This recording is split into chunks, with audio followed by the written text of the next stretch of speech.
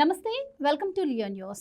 తిరుమల తిరుపతి లడ్డు కల్తీ వ్యవహారం బీజేపీ మెడకు చుట్టేందుకు జగన్మోహన్ రెడ్డి ప్రయత్నిస్తున్నారా అంటే అవుననే సమాధానం వినిపిస్తోంది. ఎందుకు అంటే నిన్న జరిగినటువంటి ప్రెస్ మీట్లో ఆయన మాట్లాడిన కొన్ని వ్యాఖ్యలు అయితే ఆ విధంగానే ఉన్నాయి. మరి బీజేపీ రికమెండ్ చేసినటువంటి వాళ్ళనే మేము బోర్డు సభ్యులుగా పెట్టుకున్నాం, వాళ్ళు ఆమోదించిన వాళ్ళకి మేము నెయ్యి కాంట్రాక్ట్ ఇచ్చామని చెప్పి కూడా ఇదంతా కూడా బీజేపీ మీద నెట్టే ప్రయత్నం అయితే జగన్మోహన్ రెడ్డి చేస్తున్నారు. మరి చంద్రబాబు గారు లడ్డు గురించి బయటపెడుతుంటే బీజేపీ ఏం చేస్తోంది, పరమ పవిత్రతను మంటగలిపారు చంద్రబాబు గారు, మరి చంద్రబాబు మీద యాక్షన్ తీసుకోవాలి అని చెప్పి కూడా జగన్మోహన్ రెడ్డి మాట్లాడుతున్నారు. ఇదంతా చూస్తుంటే అసలు బీజేపీని జగన్మోహన్ రెడ్డి బ్లాక్మెయిల్ చేస్తున్నారా అన్నట్టు అనిపిస్తోంది. మరి జగన్మోహన్ రెడ్డి మాటలు వెనుకున్న ఆంతర్యం ఏంటి, ఇందులో నిజంగానే బీజేపీ ఇన్వాల్వ్మెంట్ ఉందా, ఇలాంటి విషయాలని తెలుసుకుందాం. మనతో పాటు ఉన్నారు సీనియర్ పొలిటికల్ జర్నలిస్ట్ డివి శ్రీనివాస్ గారు.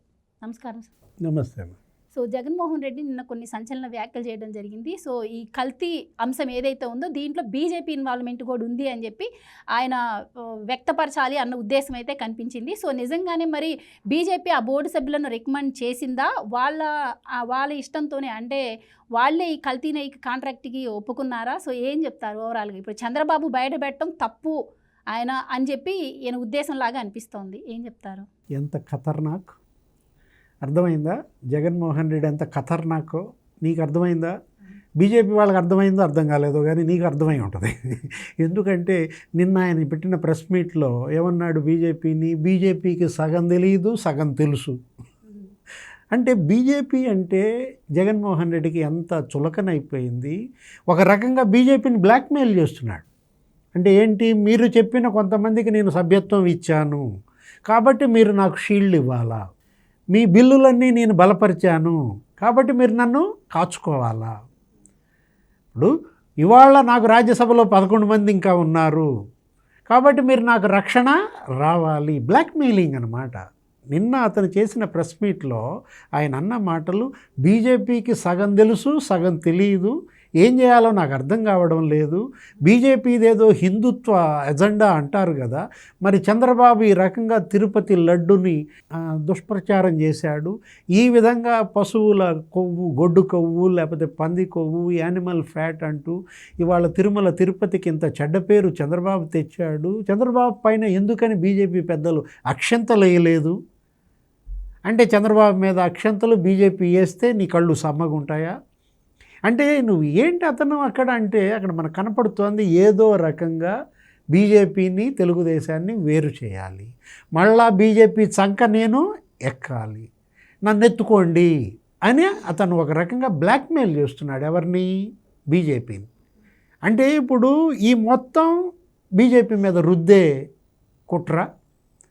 మీరు పెట్టిన సభ్యులు, మీరు సిఫారసు చేసిన వాళ్ళనే నేను బోర్డులో తీసుకున్నాను, సీనియర్ సభ్యులు, నెయ్యి కాంట్రాక్టు వాళ్ళు ఆమోదించారు కదా, అంటే ప్రభుత్వం నీది, ఇప్పుడు ఇవాళ చైర్మన్ నీవాడు, మీ చిన్నాన్న తీసుకున్నాడు ఈ నిర్ణయం, బోర్డు సభ్యులు ఏం చేస్తారు? ఇప్పుడు ఆయన ఏమన్నాడు నిన్న ఇంకొక మాట, నేను క్యాబినెట్కి కూడా ఆలోచించలేదు, క్యాబినెట్ నిర్ణయం విషయంలో కూడా బోర్డు విషయంలో చాలా ఎక్కువ ఆలోచించానన్నాడు, క్యాబినెట్లో మంత్రుల ఎంపికకు కూడా నాకు ఇంత కష్టపడలేదు, అంత కష్టపడి నేను ఎంపిక చేసే బోర్డు మెంబర్లు అన్నాడు.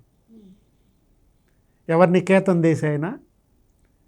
8 కేసులు ఉన్న Ketan Desai medical council of India 2 కోట్లు లంచం తీసుకుంటూ పట్టుబడ్డాడు, జైలుకి వెళ్ళాడు.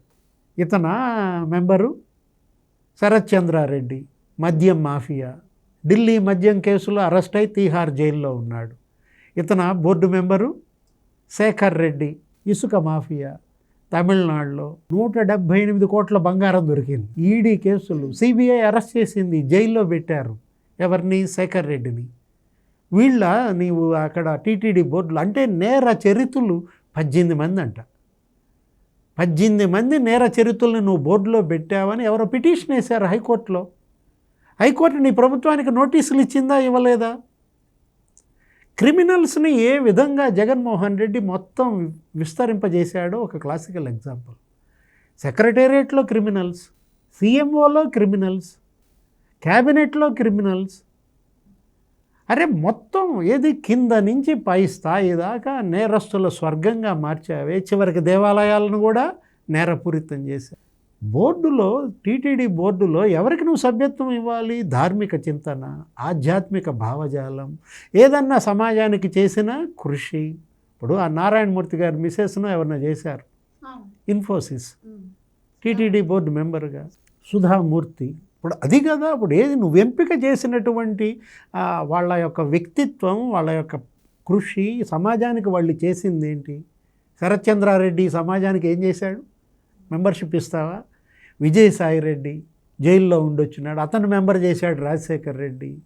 అంటే రాజశేఖర్ రెడ్డి హయాంలో, జగన్మోహన్ రెడ్డి హయాంలో ఏ విధంగా టీటీడీ భ్రష్టు పట్టించారంటే, ఇవాళ ఆయన 7 కొండలని 2 కొండలని జీవో ఇచ్చాడని చెడ్డ పేరు తెచ్చుకున్నాడు రాజశేఖర్ రెడ్డి. ధర్మారెడ్డి అప్పుడాడే, ఇప్పుడు మళ్ళా తెచ్చుకున్నాడు జగన్మోహన్ రెడ్డి. ఏడా ధర్మారెడ్డి ఏమైపోయాడు? లుకౌట్ ఇవ్వాలా? రెడ్ కార్నర్ జారీ చేయాలా? వాళ్ళ ధర్మారెడ్డి ఎక్కడున్నాడు? అతను ప్రెస్ మీట్ పెట్టి ఎందుకు చెప్పలేదు ఈ తిరుపతి లడ్డు గురించి, ఈ నెయ్యి కాంట్రాక్ట్ గురించి? ఇప్పుడు ఇవాళ కర్ణాటక ఫెడరేషన్ నందిని నెయ్యి కాంట్రాక్ట్ ఎందుకు మార్చావు? అదేమంటే నేను ప్రమాణం చేస్తానంటున్నాడు సుబ్బారెడ్డి. నేను ప్రమాణం చేస్తా చంద్రబాబు కుటుంబంతో సహా, నువ్వు వస్తావా అల్లిపిరి దగ్గర ప్రమాణానికి అన్నాడు సుబ్బారెడ్డి. ఏం ప్రమాణం చేస్తావు నువ్వు? సుబ్బారెడ్డి నేను నెయ్యి కాంట్రాక్ట్ మార్చలేదు అని ప్రమాణం చేయగలడా? ఎందుకు మార్చావు? ఆవు నెయ్యికి బదులు ఇవాళ 540కి వస్తుంది నెయ్యి, వాళ్ళు బయట 600కి అమ్మేది నీకు తగ్గించే 520కి ఇచ్చారే నందిని ఆవు నెయ్యి. ఇవాళ ఆవు అంటే అది పవిత్రం. నువ్వు కూడా మీ ఇంట్లో ఆవు పాలతో చేస్తారు, మీరు పంచామృతాలు చేస్తారు కదా, ఆవు నెయ్యితోనే కదా నువ్వు దేవుడి అభిషేకం చేసేది. కార్తీక పౌర్ణమికి దీపాలు వెలిగిస్తారు కదా, దేంతో వెలిగిస్తారు? అదంతా కూడా ఆవు నెయ్యిలో ముంచినట్టు. బయట మార్కెట్లోనే ఇప్పుడు ఆవు నెయ్యి కేజీ వచ్చేసి 900-1000 రూపాయల దాకా కూడా ఉంది సార్, నార్మల్ పీపుల్ కొనడానికి. అంటే 320కి ఇచ్చారంటే నువ్వు ఆలోచించక్కర్లేదా? నిన్న ముఖ్యమంత్రి ఫైర్ అయ్యాడు చంద్రబాబు. బుద్ధి జ్ఞానం లేదా అని అడిగాడు. 320 రూపాయలకి లీటర్ ఆవు నెయ్యి ఇస్తారంటే ఆలోచించక్కర్లేదా? అన్ని వేళ్ళు జగన్మోహన్ రెడ్డి వైపు చూపిస్తున్నాయి. నీ కమిషన్ల కక్కుర్తితోనే నువ్వు వాళ్ళు కర్ణాటక ఫెడరేషన్ రైతులు నీకు లంచం ఇవ్వడానికి వాళ్ళు ఒప్పుకోలేదు కాబట్టి నువ్వేం చేసావు? ఆ కాంట్రాక్ట్ ఆపేశావు, 5 కంపెనీలకు ఇచ్చావు. వీళ్ళ దగ్గర కమిషన్లు కొట్టేశారు. ఎవరో వైష్ణవి డైరీ అంటే విన్నావా ఎప్పుడన్నా పేరు? ఏదో పరాగ్ ఫుడ్స్ ప్రైవేట్ లిమిటెడ్ విన్నావా నువ్వు పేరు? ఆ ఏఆర్ డైరీ అంట. సో మరి జగన్మోహన్ రెడ్డి గారు ఆరోపించినట్టు ఇవన్నీ బీజేపీకి తెలిసే జరిగాయంటారా? అండ్ ఇంకో విషయం, బాలరాముడి ప్రతిష్టప్పుడు కూడా అయోధ్యలో ఈ లడ్లే పంపించారు, అవి కూడా బీజేపీకి తెలిసే చేశారంటారా? మరి బీజేపీ ఎలా స్పందిస్తుందంట? అరే అతను ముఖ్యమంత్రిగా 20 సార్లు వెళ్ళాడు ఢిల్లీ. వెళ్ళిన 20 సార్లు చాలువా కప్పటం, లడ్డు ఇవ్వటం, వాళ్ళు చక్కగా పరమ పవిత్రంగా ఆ లడ్డు తిన్నారు. అంటే వాళ్ళందరూ రగిలిపోతున్నారు. కోట్లాది మంది భక్తులు ఇవాళ రోడ్ల మీదకి వచ్చి దిష్టి బొమ్మలు తగిలేస్తున్నారు. ముర్దాబాద్ జగన్మోహన్ రెడ్డి, గిరఫ్తార్ కరో జగన్మోహన్ రెడ్డి అని హిందీలో తిడుతున్నారు. అసలు ఇవాళ 17 మంది ముఖ్యమంత్రులు పనిచేశారు. ఏ ముఖ్యమంత్రి దిష్టి బొమ్మలైనా దేశంలో తగలబెట్టారా? ఆంధ్రప్రదేశ్కి ఇవాళ జగన్మోహన్ రెడ్డి తీరని కళంకంగా మారాడు. ఒక మాయని మచ్చగా మారింది అతని పరిపాలన. ఈ మొత్తం తను చేసిన నేరాలన్నీ ఇప్పుడు ఎవరి మీద వేయాలని చూస్తున్నాడు? బీజేపీ మీద వేయాలని చూస్తున్నాడు. బీజేపీని బ్లాక్మెయిల్ చేసే ప్రయత్నం చేస్తున్నాడు. ఏమని? మీరు గనక ఈ విషయంలో సీరియస్గా ఉంటే, చంద్రబాబు పైన అక్షంతలు వేయకపోతే మీ గుట్టు బయట పెడతానన్నా. ఏం గుట్టు ఉందో వాళ్ళది ఈయన దగ్గర? ఈయన జుట్టు వాళ్ళ చేతిలో ఉంది. లేనిపోయింది ఇదే విధంగా ఇట్లా గనక బీజేపీని బ్లాక్మెయిల్ చేస్తే ఏం జరుగుద్ది? జగన్మోహన్ రెడ్డి జుట్టు ఎవరి చేతిలో ఉంది? బీజేపీ చేతిలో. ఇప్పుడు వాళ్ళు కనుక నిన్ను జుట్టు పట్టుకు ఈడ్చారంటే ఎక్కడుంటావు? అంటే ఎంత ఖతర్నాక్ అన్నది అందుకే అన్నమాట. జగన్మోహన్ రెడ్డి ఖతర్నాక్ బుద్ధులు ఎవరి దగ్గరైనా చూపించచ్చు, కానీ బీజేపీ దగ్గర చూపిస్తే జైలే. Right sir, thank you so much.